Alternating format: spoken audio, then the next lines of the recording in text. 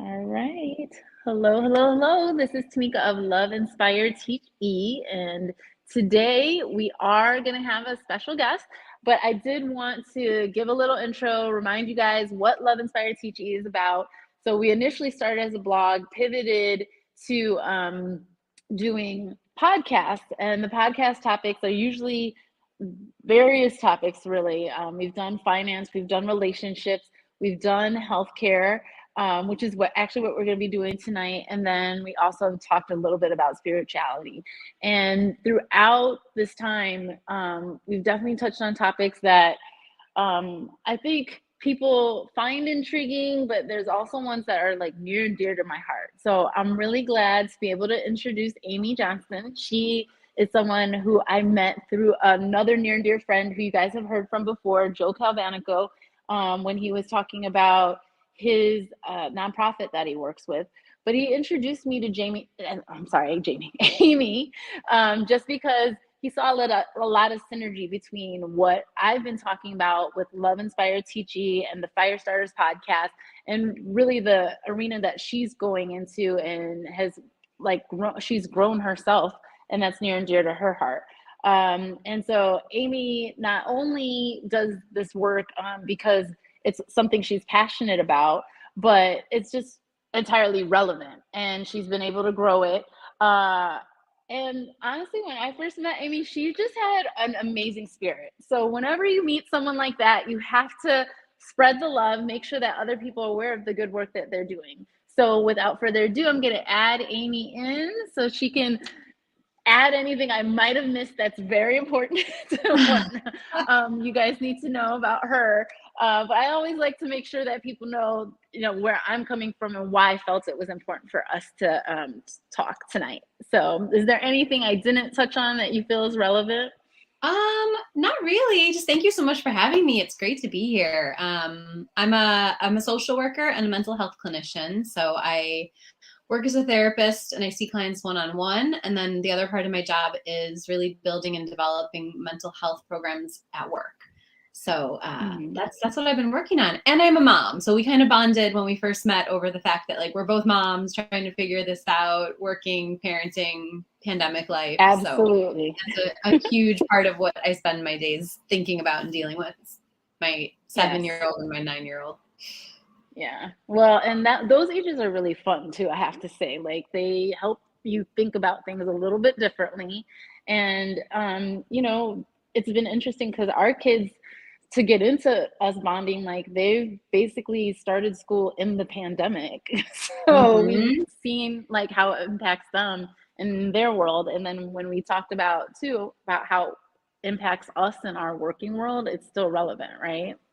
Yeah, absolutely. I mean, my kindergartner, or my older daughter, started kindergarten right before the big Chicago public schools strike. So she went to kindergarten for a few months, and then there was the strike.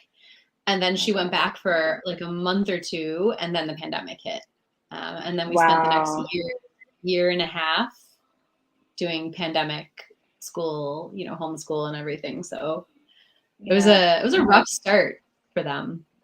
Yeah, definitely. And that's for her, that intro to school. I didn't even really remember that the strike was right around then too. So that's crazy. Mm-hmm.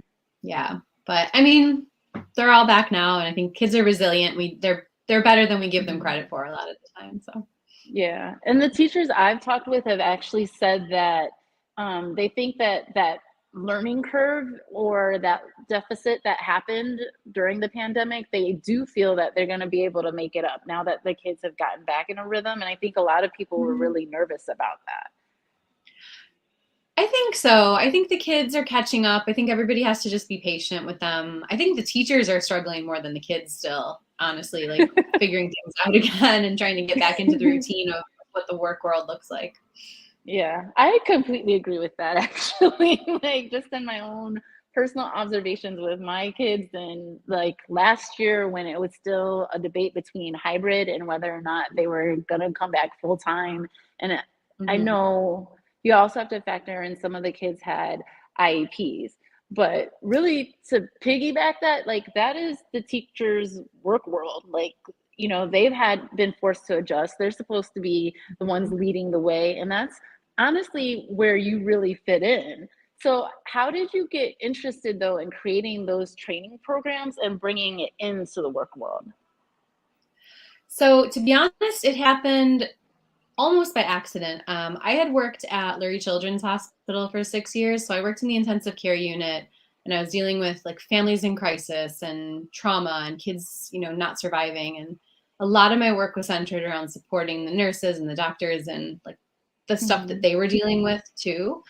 Yeah. And it was a lot, and I got completely burned out by the end of it. After 6 years, I couldn't really keep doing that work anymore. So I left and went to urban wellness because I thought I was going to have this nice, calm, quiet life as a therapist and just see some clients and sit in a Mm-hmm. nice chair.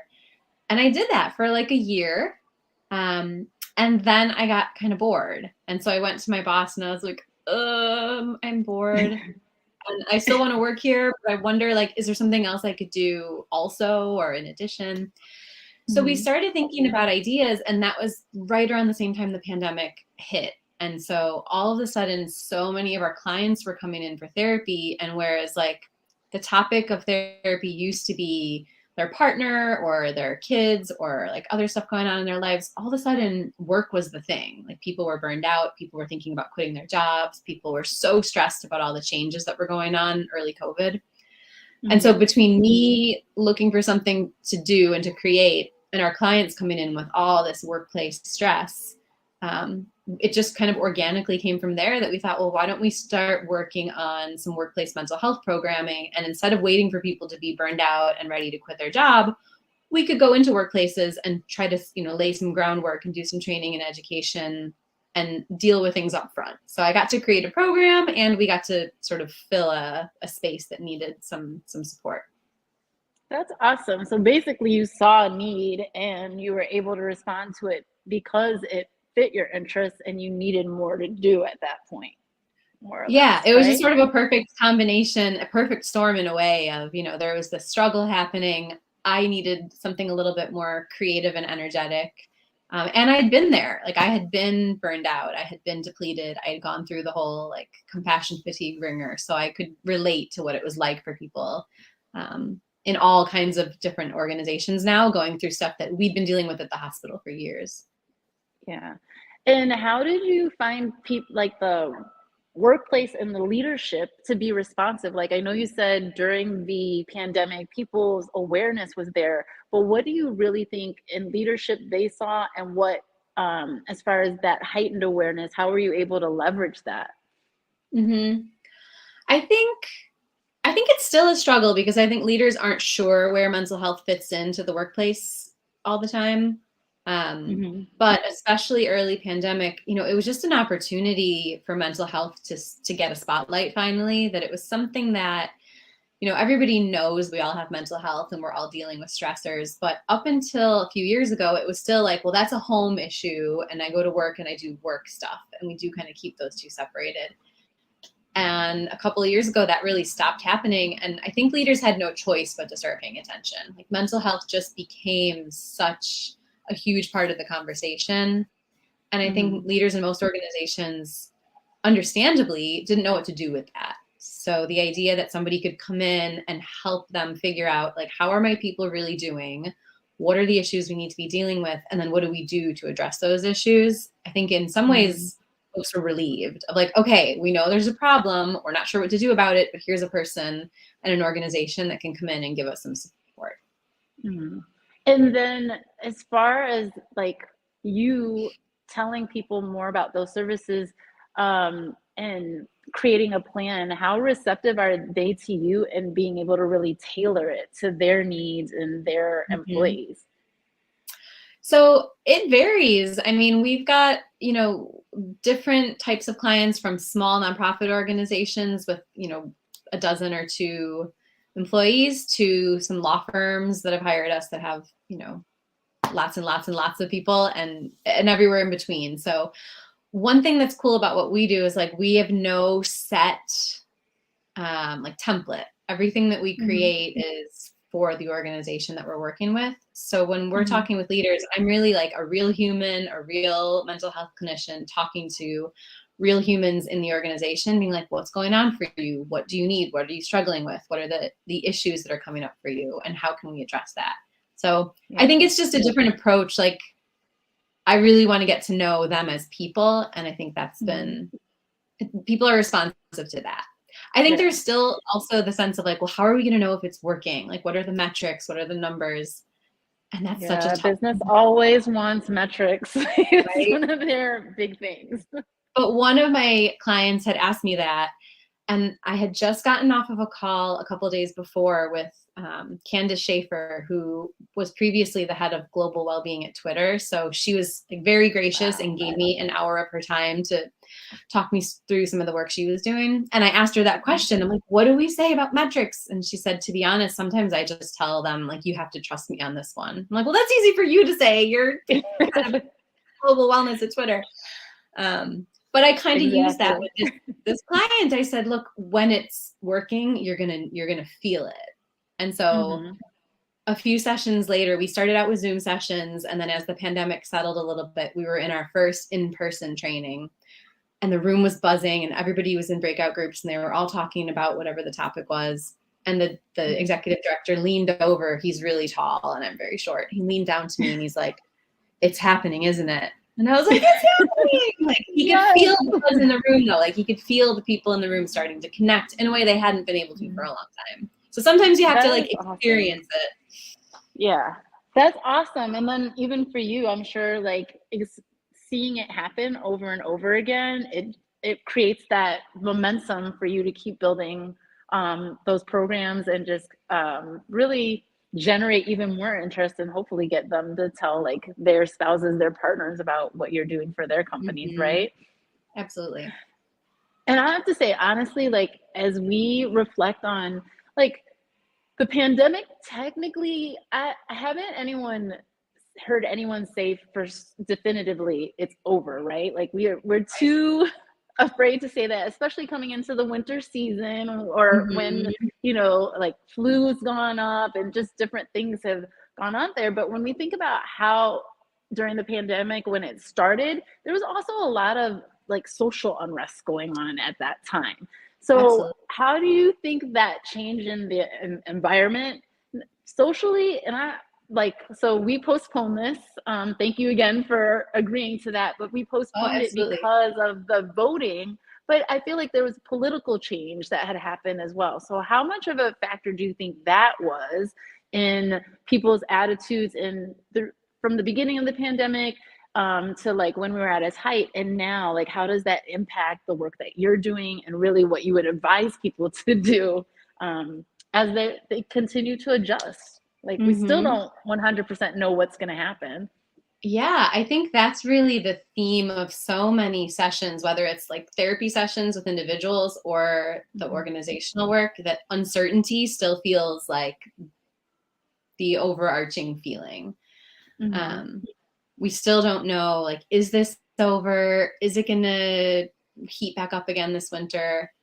Socially, you know, every time there's an election, every time there's, you know, a new news story, every time there's a new social justice issue that comes up, everything gets shaken back up again. So I think people do feel really uncertain and unsettled. And I think that that's impacting the workplace hugely because it's not like a very bold separation between work and home anymore. Our work lives and our home lives are kind of blended and mixed in a way that we can't separate out the social issues and the pandemic from our day-to-day and our work lives and our relationships in the office. So I think as far as advice, it really is to leaders that like young people, especially in the workforce, they don't want to be asked to separate themselves into pieces, right? Like if they're upset about things that are going on in the world, in the news, in the elections, that's part of the conversation that they want to at work. They want to hear from their bosses. They want to hear from their employers. Like, what do you think? Where do you stand on this issue? I think it's past the time where employers can say like, well, we're not weighing in on that, or that doesn't have anything to do with us, because at this stage, it's been clear the last couple of years that work and social justice and health and mental health and the political climate, like they're all connected. And I don't think there's any going back to the old way at this point. Yeah, I would completely agree with that. And it's great to hear you say that, and especially in the spaces that you're in, that the awareness is there, because I feel like it was somewhat of an elephant in the room. Like people didn't want to talk about those types of things or those changes. But on the other side of it, because I know I fit more in the middle. Like when you say young people, it's so funny because I've been working out of a new office where there are a ton more young people. But then when we do like more mixers and other trainings with other offices, you can see that there is more diversity. And how do you kind of bridge that gap between those that are used to and expect and are accustomed to the employer saying that, and them finding themselves in a new space where, the young people have made it more acceptable, but we're, in this transition, like how do they manage to bring it together for everyone, not just like tailoring it to one specific group? Does that question make sense? Yeah, it does. It does. So I just turned 40 and I'm a Zennial, I think it's called. Like I'm in that cusp between millennials and Gen Xers. Yes, we bonded on that level too. So yeah. Welcome to the 40 Club. It's a great place to be. Right. I feel like we don't quite fit into either of those categories, the more traditional Gen Xers or the millennials. Or geez, all my teenage clients who are Gen Z or even Gen A, I think is the newest one. Is that the newest one? I wasn't even aware of that. Yeah. They got the A. I have a teenage, how did that happen? Yeah, I know. I have a teenage client who's always making fun of millennials. I'm like, I don't understand. I don't get the joke. So millennials apparently are not cool anymore for Gen Zers. But I think you're not going to. I know we are not cool.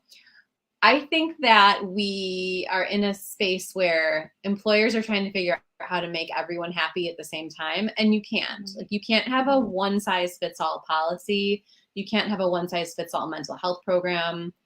You have to pay attention to the different needs of your different populations, and that's the same as like working with people of color, working with LGBTQ folks. Like everyone has a different life experience, a different reaction to the things going on in the world. And I think it does take time and intention and effort to tailor things so that you have different offerings and different programs and different opportunities for conversations that give a variety of options for people to choose from, right? Because you're going to have people who want to share more about their personal lives and their mental health and to have those conversations around what's happening in the world. You're going to have other people, no matter what age they are, that are more private and don't want to have those conversations at work. And both of those things have to be okay, right? That there's space for it for the people who want that. And there's also acceptance that some folks don't. I think, but leaders, they have to be open to whatever your team needs from you, right? So you have to have that flexibility. That makes a lot of sense, and I'd say that's fair. But for those people that are just kind of gaining that ground and moving in that direction, is there any like top 3 things that they can implement or incorporate to allow for that space for different types of people to kind of feel their way in? Like, do I want to share? Do I not want to share? And I don't know if it's fair to like necessarily put a number to it, but just a starting point per se for people. For leaders? For leaders or for employees that like are in a space where they're not sure if it's appropriate, like they're still not believing that that's okay. You know what I mean? Or, and like I said, the younger generation, they're in a different, they have a different opportunity. They're in a different space. So I don't know that my question applies to them so much, but maybe more people like our generation or those are even older. Yeah, something that I have a friend in Canada who's got a leadership organization, and the two of us have been collaborating on a project called Honest Conversations. And any organization could implement any organization could that in the comments. Yeah. a similar like project at work. You know, it doesn't have to be something that we do. Anyone can really do this.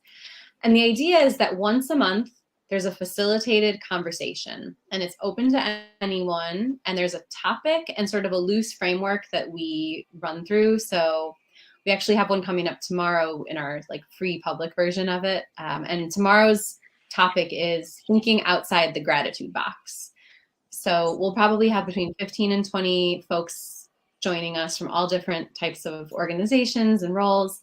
And we just lead a conversation, and we start by thinking about like the broad topic. And then we usually have some question prompts that dive in a little bit deeper, and folks go into pairs or some smaller breakout groups to really think through some of it. And then we come back together and see like, what are the common threads? What's come up for us?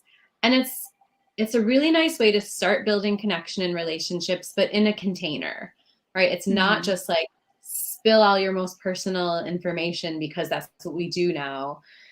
But it's more like, here's a topic that's really important and that connects people as human beings. And we're going to think about it in a way that gives you the opportunity to get to know each other in a way that feels safe and kind of contained, but is a little deeper than just the like, what did you have for dinner last night? Or where are you going on your next vacation? So like, we look at topics like we've done boundaries, dealing with failure, the idea of living and being on purpose, you know, finding meaning in our work. So every month we have a different way to think about it, but the goal is always the same. It's the connection, and it's creating space and sort of making that container for people to just try out what it might feel like to have a conversation with people you work with about something that's a little bit more meaty than the everyday stuff. And it's voluntary, so people can say as much as they want. They can join or not join. They can go as deep as they want to, or they can just listen. So it's a nice way to give people some space to figure it out. That's awesome. And then you said Honest Conversations, you have a public version, but then you have a private version as well. Can you tell us a little bit more about that partnership that you have going on? So we started running it as a free monthly Zoom meeting for anyone who wants to join. And it's still happening. So every third Wednesday of the month at 11 o'clock, we have a Zoom, and anyone can come. And like I said, I think we have about 40 or 50 people registered, and maybe 15 to 20 that show up each time. So you can come any month that you want to. And we've got a few folks that have been real consistent across the last 6 months. And then we always, you know, are excited to welcome new people in. And we just started doing it because we both really cared about creating space for conversations. And then it just started picking up so much steam that we decided to offer it to organizations as an internal service. So our public one, anyone can come from anywhere. There's lawyers and professors and therapists and, you know, anyone at all who's interested. So there's a broad range of perspectives. And then separately, an organization could bring us in, or they can, you know, they can do it themselves if they like what we're doing and figuring it out on their own. You can do it as an internal program.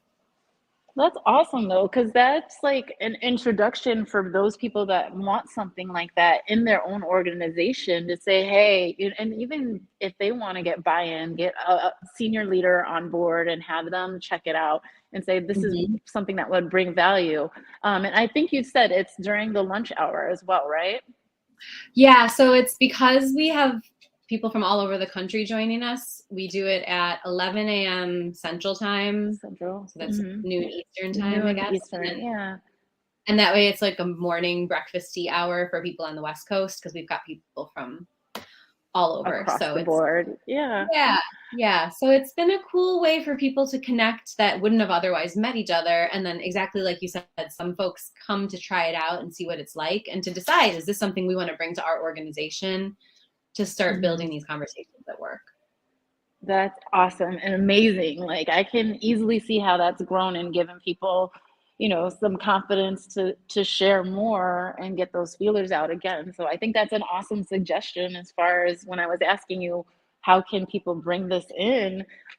Would you like, I think the fact that you're a professional and you have that experience, it gives them that in. But for those people that are not sure their organization would be open to it, is this something you would suggest people kind of spearhead on their own as well?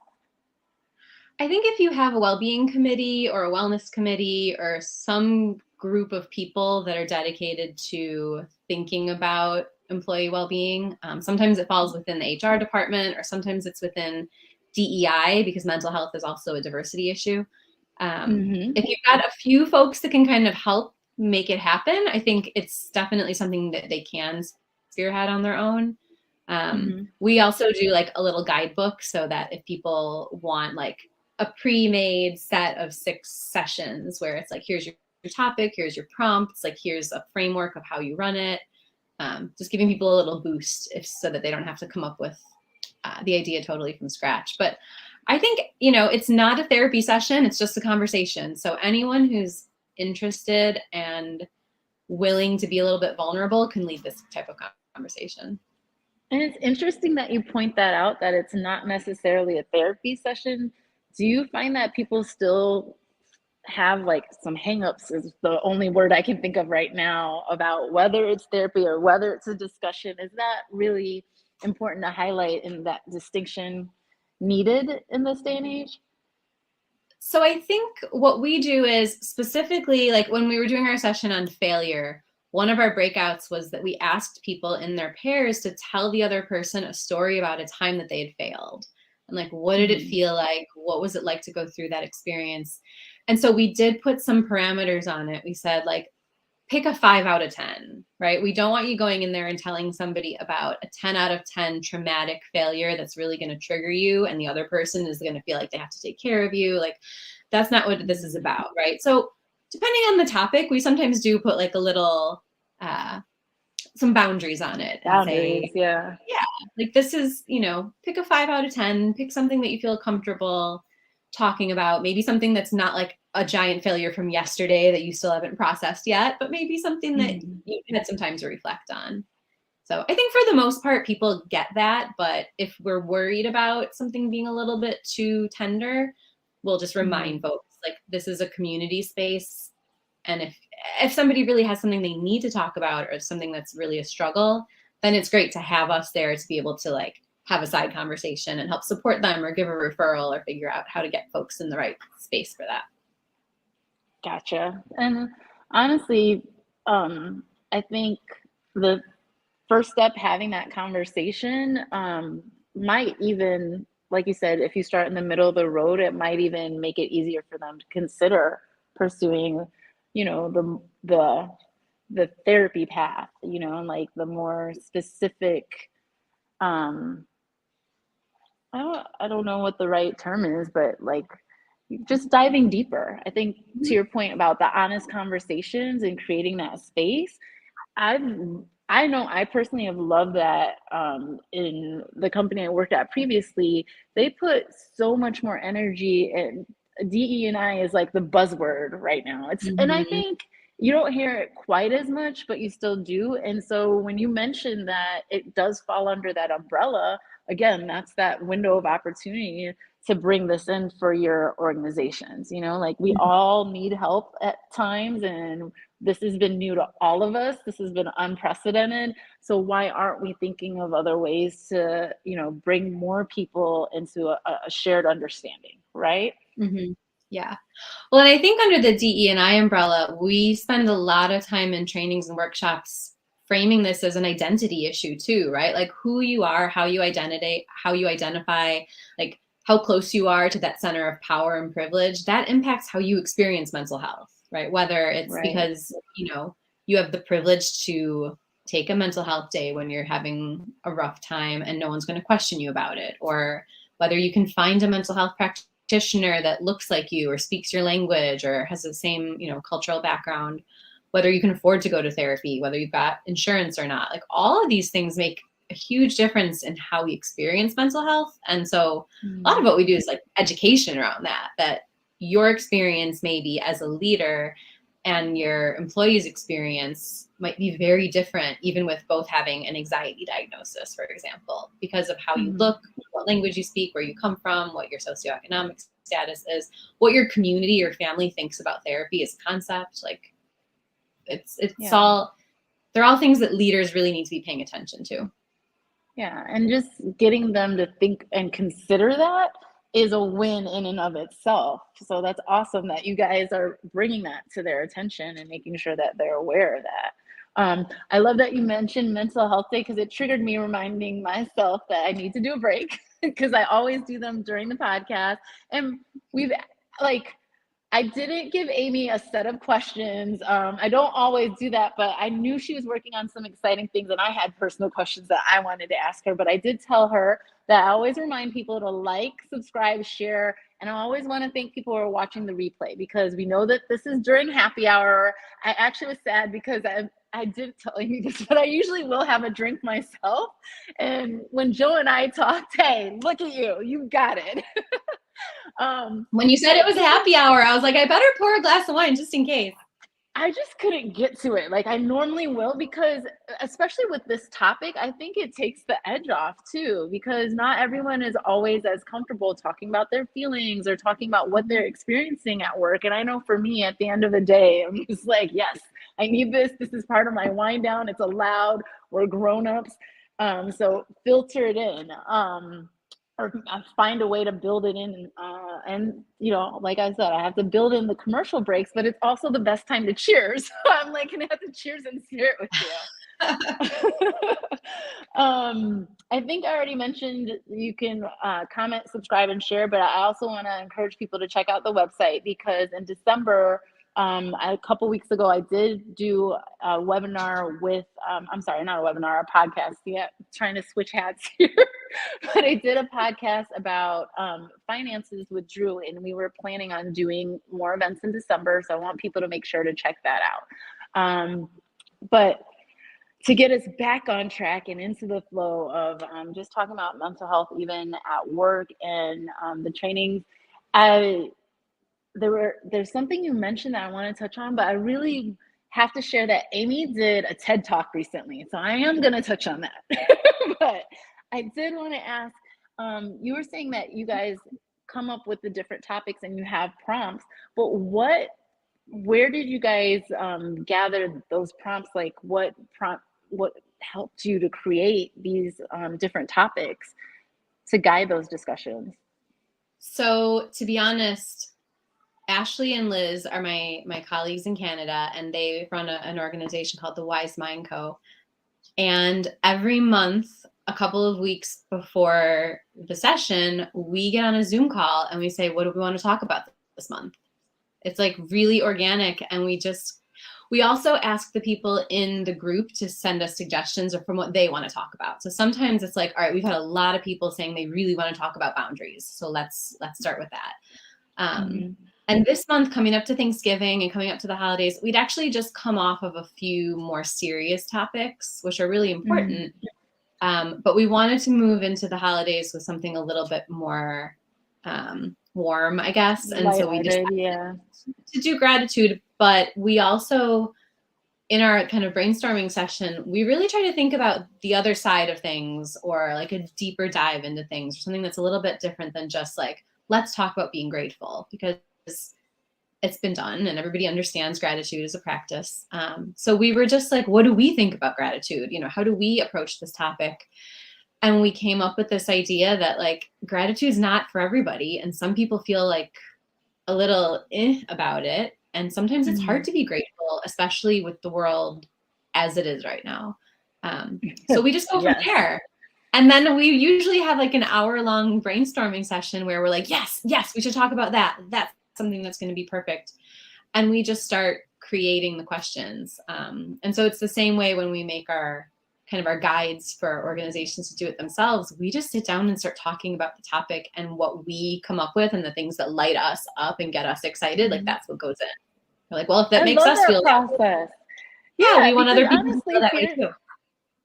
And they will, because if you're interested in the topic, then they're going to see that energy. And then you guys started from that place of like, this is what we're seeing, this is what's relevant, and it makes it easier to guide that topic.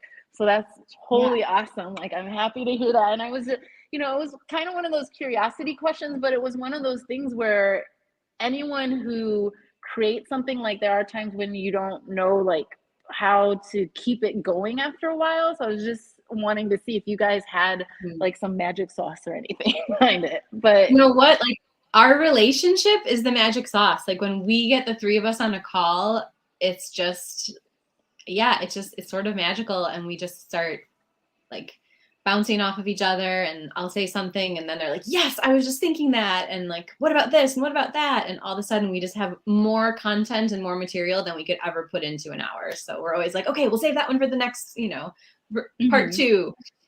But yeah, it's just been a really cool organic collaboration. And so far we have not run out of ideas. So it's been pretty cool. And that's the way you want it. So knowing that, and I got a chance to talk to you a little bit as you were preparing for this. And I know you had mentioned like you get feedback as you prepare for the TED Talk, but how much of these, both what you're doing with urban wellness, with the honest conversations, with your partnership with your friends in Canada, how much of that went into the TED Talk? And tell us a little bit more about that opportunity and your topic and all of that exciting opportunity. So I just gave this TED Talk on Saturday, so I'm very I know. fresh. I was like, yes, I get to talk to her when it's fresh. So that really excited of it. So early in the year, I decided to set some goals for myself as far as like marketing and developing our business and our programming. And I'm not a salesperson or a marketing professional. I'm a therapist, so I know nothing about that end of business, right? So I thought, well, what would be some cool ways to like get myself out there? So I said, I want to speak at a couple of national conferences. I want to get an article published, and I want to give a TED Talk. And those are my goal goals. Setting. Right? Awesome. Those are my goals for the year. And I hit all of them. Like all of them fell into place. So I feel like if you put it out in the universe, you just never know. I just see myself and I don't see you anymore. So I'm going to keep talking, but I hope you're still there. So TED Talk was one of my goals. And I just thought, all right, let's Google TEDx call for speakers. And the TEDx in Normal, Illinois was looking for speakers. So I sent in my application, got accepted, and had to give my speech. Oh, there you are. I'm back. I'm sorry. I didn't realize I was actually talking while you're talking. I wanted to put the focus on you while you're talking about this, but I didn't realize it made it so you couldn't hear me anymore. So sorry about that. Okay. I was like, I think you're still there. I'm not sure. So my talk is called Work Wives Make for Better Lives. And it's just a talk about how the relationships that we develop at work are the sort of the magic secret ingredients for well-being at work. Because we work in hard jobs, and day in and day out, we show up for stuff that, especially as a social worker, the start of my talk, I kind of say, like, when you tell someone you're a social worker and what you do, they look at you with a mix of pity and respect and confusion, and they tilt their heads. Yeah. And they say, wow, that must be such a hard job. Like, I don't know how you do it. Like, thank God we have people like you. And it's pretty much the same response every time. Know, right? It is. But I think people are always like, ooh, that sounds bad. And I've always really loved my jobs for the most part. And so I started thinking like, well, why? Why do I love my jobs when everyone else in the world is like, your job sounds horrible? And I'm like, but I love what I do. And it's because of the people, right? So it's like having your work wife, your person, the one, the people who really get you and understand what you do all day. And then I talked about having a real human relationship with your clients, like, having flaws and challenges and emotions, and like building relationships with clients so that like that's part of it, right? The relationship itself becomes a tool. And then having that relationship between a leader and an employee, where you've got leadership, whether you're a leader or an employee, that relationship is a space for growth, right? Where you have a leader who wants to pull you into the next version of yourself, who wants to give you opportunities. Or if you're a leader, like doing that for someone, right? Because that facilitates growth as a leader, when you can start helping other people move to the next versions of themselves. So that was, so I told a few little stories about the different relationships and different jobs I've had, and just really tried to tie that theme together, that relationship and connection and authenticity and being genuine in all of those parts of work. Like that's what keeps you in love with your job. Like when the work is hard and you feel like you want to, run away, but your work bestie comes up and gives you a coffee and a donut when you think you're going to cry. You're like, okay, they got me. Like somebody here cares about me as a person. And that makes all the difference, especially in hard times. That, and I love that you gave an outline of it. I was excited by that outline. So we definitely need to get the link once it comes out in December so we can watch the full talk ourselves and give you love and appreciation, because I can tell you at every single job I've had, there's always been someone who's been my work husband and or my work spouse, because it doesn't, I know some of them haven't necessarily been the husband, but my partner at work, Right. I did say in my talk, I was like, I use that work wife term very loosely. Your work wife can be any gender. You might have more than one. You could be a work pack, but it's about that reciprocal relationship. It's about that sense that like they get you. And I wonder how many people are in that same space as you, like people hear about their job and because it's not something they could do or that a path they pursued that they can't relate to it. Like when you and I met, I've said I've always worked in sales and marketing. That's why it made sense for my consulting company to focus on that sales and marketing side, because there's a lot of people I meet who tell me, oh my God, I couldn't do that. That's not my cup of tea. But I never thought about, like for your field, and maybe it's because I have friends that are social workers. I've always had an appreciation for your job. I don't know if I did that head tilt, but I actually always have more a sense of excitement because I'm like, oh, awesome. You guys are helping the world. You know what you're doing. Like, what is your area of expertise like? And I think that's what I asked you to when we first met. I was like, tell me more about where specifically you're at. And I just really appreciate you coming on tonight and sharing like the different path you went on, and knowing that, you were in the hospital space in an area where I think I know it's a higher rate of burnout there too. That's not uncommon. And not everyone always knows that they're going to navigate to a new space. And hearing just your story of not only navigating that space, making a decision for yourself, but creating something that you care about, that you were able to grow, and organically it's led you down all these other paths. So as far as your goals and the other things what other progress have you made on that list that you created for yourself this year? So amazingly, I think I hit all of them. I spoke in New York at a global business communicators conference. I spoke in San Francisco at a conference for law firm executives.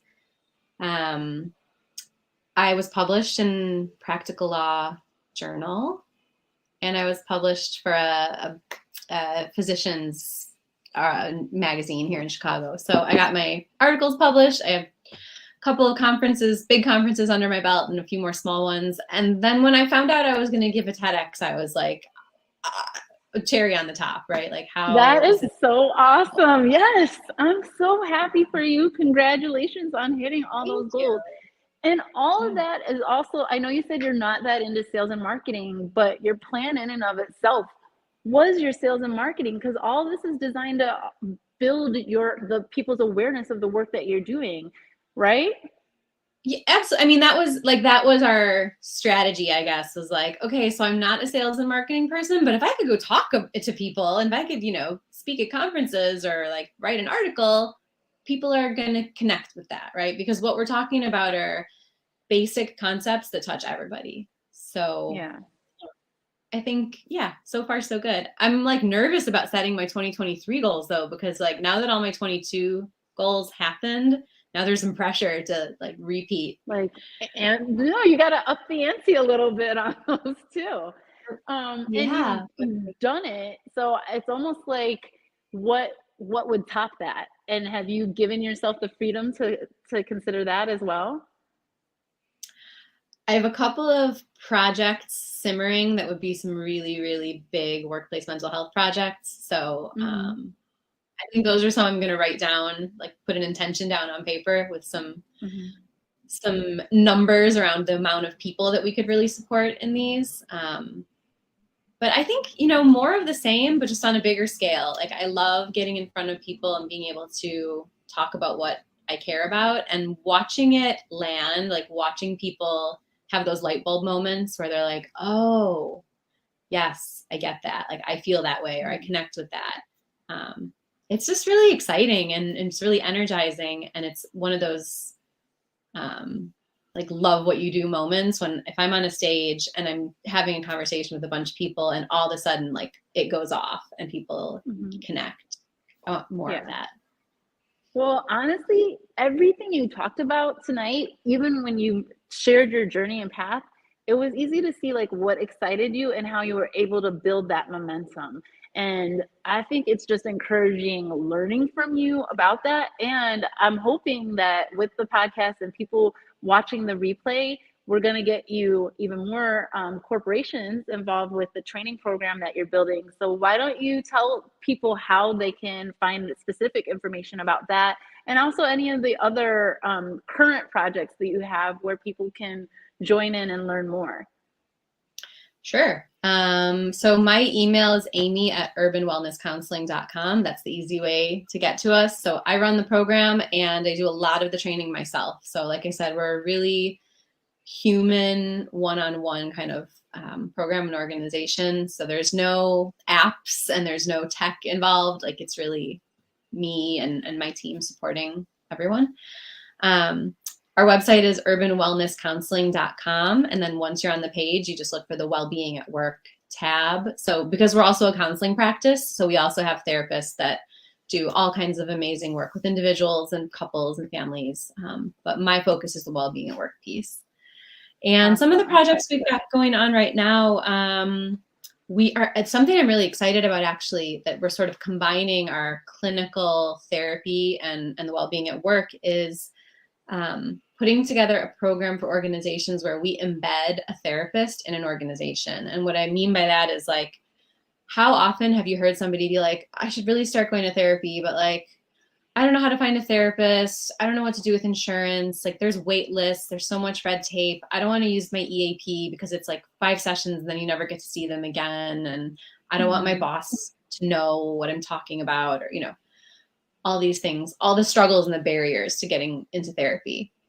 So what we're offering, I hope soon, to organizations is we'll embed a therapist where we're just available for like on demand, sign up, show up, have a therapy session. Let's say like Wellness Wednesdays from 8 a.m. to 6 p.m. There's going to be an urban wellness therapist on a Zoom ready to talk to you. You just sign up for your spot and come in.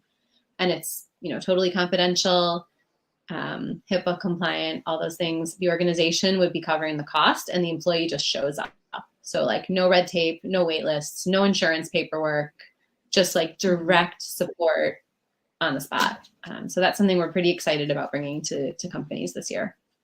Yeah, that's amazing. And actually, when we met too, I remember telling you this, like every company could basically have its own, like, the person from Billions. Why can't I think of her name? Like I had it. No, you mean like, like. Yep. The only difference is we would probably be a virtual Billions. Ethical. Yeah. And much more ethical.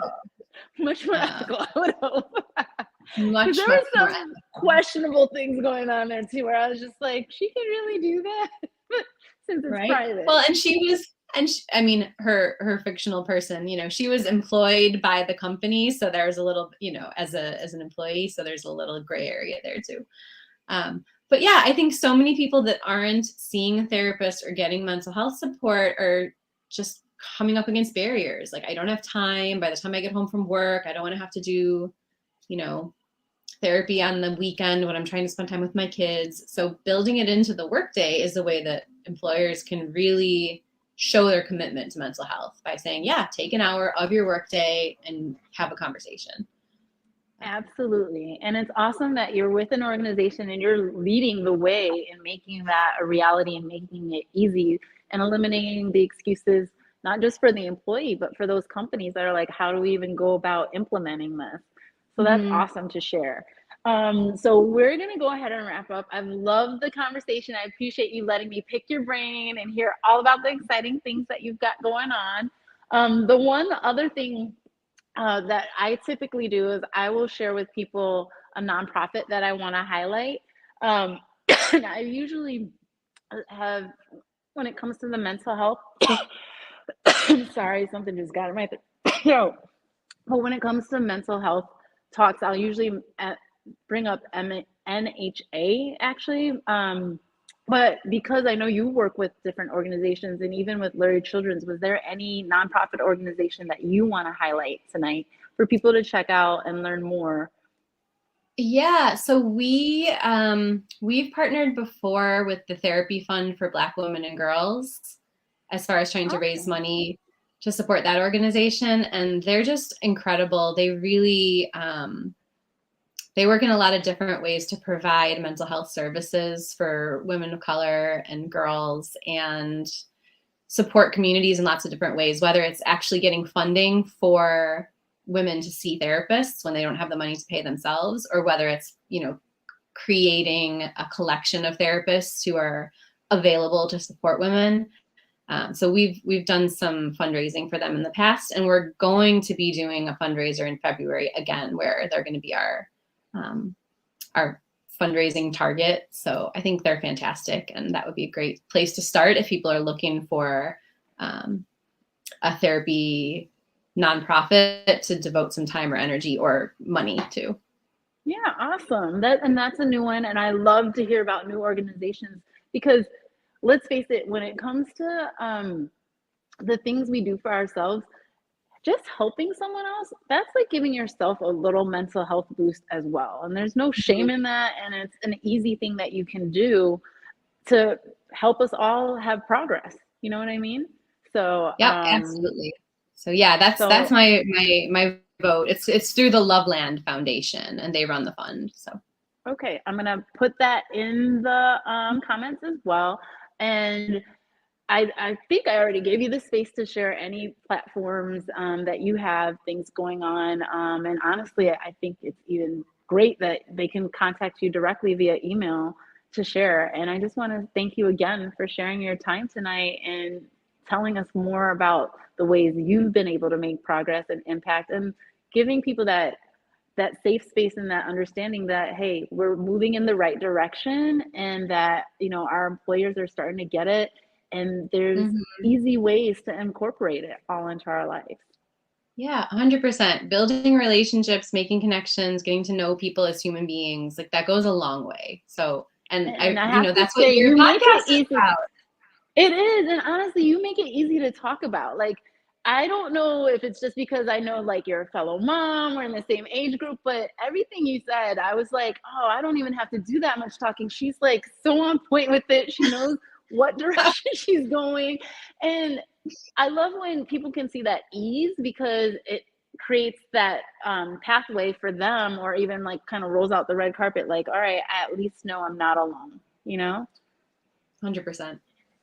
So, well, thanks again, Amy. I really appreciate it. And actually, I was going to say, maybe we should revisit in February to see how things are going, promote you guys' fundraising efforts, as well as the new things you've rolled out. And maybe we can get an update on those goals you set for yourself, so we can see and encourage ourselves to make some more. You know what? Hold me accountable, right? If I have to show up in February and tell all your listeners what my 2023 goals are, then I'll be much more likely to get them on paper. Awesome. Well, I'm glad you're open to that idea, and we'll definitely chat about that again soon, okay? Thanks, Tamika. It's been great to be here. Thank you. Have a good night. You too. And everyone, don't forget, you got to like, subscribe, share, comment. And anyone who's watching the replay, don't forget that, you can watch this as many times as you'd like. And as my daughter says, ring the notification bell. I almost forgot that one. So we got to end the night on. We're ringing the notification bell, and then we're also going to cheers after this. Perfect. All right. Thanks. Have a good night. Bye. Bye.